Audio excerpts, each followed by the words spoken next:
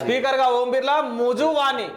ఓటుతో ఓం బిర్లా ఎన్నికైనట్టు ప్రకటించిన pro tem speaker వరుసగా రెండోసారి బాధ్యతలు ఇక ఎన్డీఏకు మెజారిటీ ఉండడంతో విజయం ఇండియా అలియన్స్ అభ్యర్థిగా సురేష్ అభినందనలు ప్రధాని రాహుల్ గాంధీ ఇక ఆ మంత్రి పదవులు ఎవరెవరికి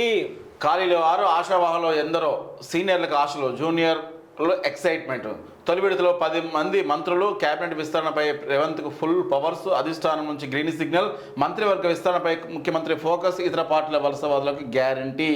తెలంగాణలో త్వరలో మంత్రివర్గ విస్తరణ జరుగుతున్నది జోరుగా సాగుతుంది ఈ నేపథ్యంలో టీపీసీలో తీవ్ర ఉత్కంఠ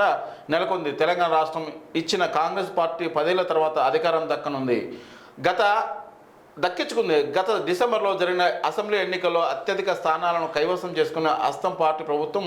ఏర్పాటు చేసింది సీఎం రేవంత్ రెడ్డి ఆధ్వర్యంలో గవర్నమెంట్ ఫామ్ అయింది అయితే తొలుత కేవలం 10 మంది మంత్రులతో సర్కారు ఏర్పాటైన సంగతి తెలిసిందే కాగా నియోజకవర్గాల వారి లెక్కల ప్రకారం మొత్తం 16 మంది మంత్రులు మాత్రమే ఉండాలి అంటే కేవలం ఇంకా 6గురికి మంత్రి పదవులు ఇవ్వచ్చు అన్నమాట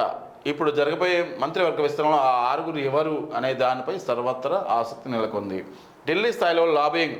రాష్ట్ర మంత్రివర్గ విస్తరణపై సీఎం రేవంత్ రెడ్డి దృష్టి సారించారు తన జట్టులో మరో 6గురిని తీసుకునేందుకు అధిష్టానం ఫుల్ పర్మిషన్ ఇచ్చినట్టు ప్రచారం జరుగుతుంది అయితే పార్లమెంటు ఎన్నికలు ముగిసిన తర్వాత చేయాలని అప్పట్లో చెప్పినట్టు తెలుస్తుంది ఇప్పుడు లోక్సభ ఎన్నికలు పూర్తయినందున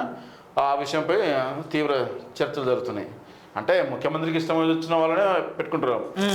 కాకపోతే ఏంటంటే మితిమీరిన అధిష్టానం జోక్యం ఉండదు కేంద్ర స్థాయిలో ఉండదు అమ్ముకోరు కూడా అమ్ముకోరు అంతే కదా అమ్ముకుంటారు ఇప్పుడు కొత్తగా వచ్చిన వాళ్ళకు ఇచ్చిందిగా ఇక్కడ ఉన్నాడు కదా గ్యారంటీ ఇతర పార్టీల వలసవాదులకు గ్యారంటీ అంటే వాళ్ళకి ఏం ఇచ్చారు పోచారం శ్రీనివాస రెడ్డికి ఏదో ఇస్తామని చెప్పారు ఇప్పుడు జీవన్ రెడ్డి సార్కి ఏం చెప్తారు అంటే రెడ్డిలకే ఇవ్వాలి మిగతాలో వద్దు బీసీలో వద్దు